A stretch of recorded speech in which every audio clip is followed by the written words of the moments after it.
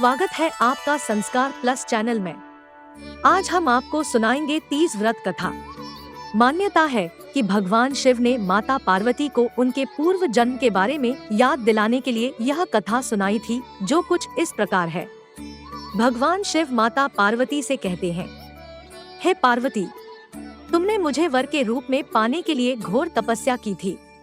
तुमने अन्न जल त्याग कर सूखे पत्ते खाए, सर्दी में तुमने लगातार पानी में रहकर तपस्या की, वैशाख की गर्मी में पंचाग्नि और सूर्य के ताप से खुद को तपाया, सावन की मूसलाधार बरसात में तुमने बिना अन्न जल के खुले आसमान तले दिन बिताए। तुम्हारे इस घोर कष्ट वाली तपस्या से तुम्हारे पिता गिरिराज काफी दुखी और बेहद नाराज थे। तुम्हारी इतनी घोर तपस्या और तुम्हारे पिता की नाराजगी को देखकर एक दिन नारद जी तुम्हारे घर आए।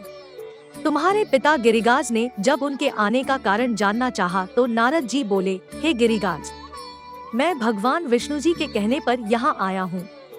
आपकी पुत्री की घोर तपस्या से खुश होकर भगवान विष्णु को उनसे विवाह करने की इच्छा है। इस बारे में मैं आपकी सहमति जानना चाहता हूँ। नारद मुनि की बात सुनकर तुम्हारे पिता अत्यंत खुश होकर बोले, श्रीमान, अगर स्वयं विष्णु भगवान मेरी पुत्री से विवाह करना चाहते हैं तो मुझे कोई आपत्ति नहीं है। भगवान विष्णु तो साक्षात ब्रह्मा का रूप है। यह तो हर पिता चाहता है कि उसकी पुत्री सुखी रहे और अपने पति के घर में लक्ष्मी का रूप बने। तुम्हारे पिता द्वारा स्वीकृति पाकर नारद जी विष्णु जी के पास पहुँचे और उन्हें विवाह तय होने के बारे में समाचार दिया। इस बीच जब तुम्हें इस बात की जानकारी मिली तो तुम बहुत ज्यादा दुखी हो गई। तुम्हें दुखी देखकर तुम्हारी सहेली ने तुमसे दुख का कारण पूछा। तब तुमने कहा, मैं सच्चे मन से भगवान शिव को ही अपना पति मान चुकी हूँ, लेकिन मेरे पिताजी ने विष्णु जी के साथ मेरा विवाह तय कर दिया है। मैं इतनी धर्म संकट में हूँ कि मेरे पास जान देने के अलावा कोई और दूसरा उपाय नहीं है। तुम्हारी सहेली ने तुम्हें हिम्मत देते हुए कहा कि संकट के समय धैर्य रखने की आवश्यकता होती है। तुम मेरे साथ घने जंगल में चलो जहाँ साधना भी की जाती है। वहाँ पर तुम्हें तुम्हारे पिता नहीं ढूंढ पाएंगे। मुझे पूरा भरोसा है कि भगवान तुम्हारी मदद अवश्य करेंगे। तुमने अपनी सहेली की बात सुनकर यही किया। तुम्हारे घर से यूं चले जाने पर तुम्हारे पिता बहुत दुखी और चिंतित हुए।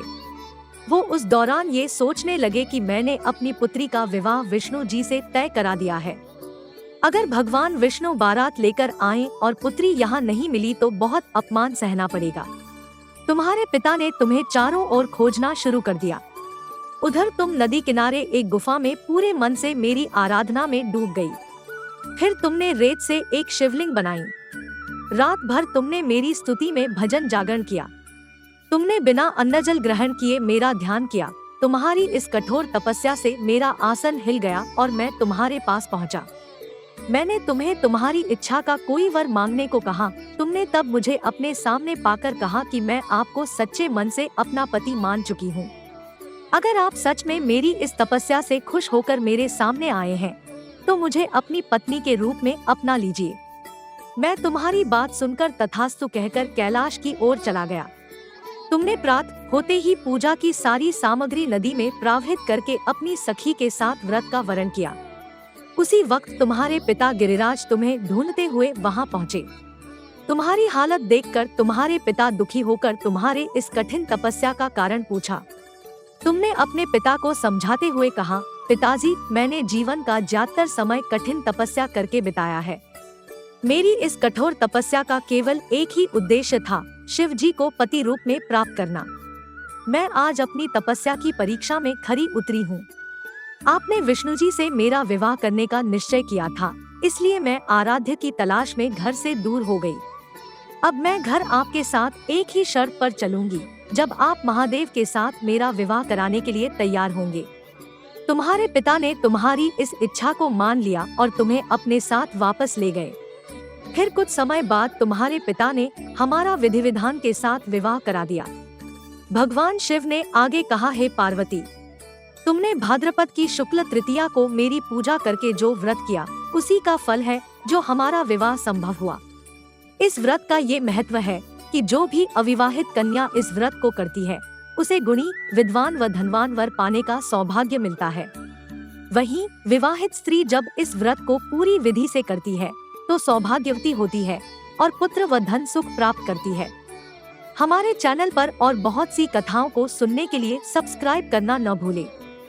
धन्यवाद।